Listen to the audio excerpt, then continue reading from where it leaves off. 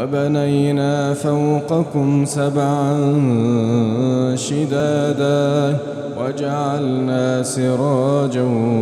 وهاجا وأنزلنا من المعصرات ماء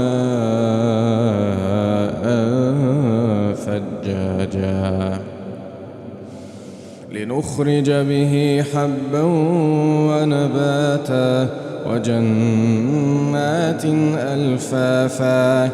إن يوم الفصل كان ميقاتا يوم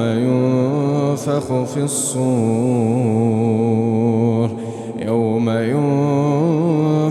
في الصور فتأتون أفواجا وفتحت السماء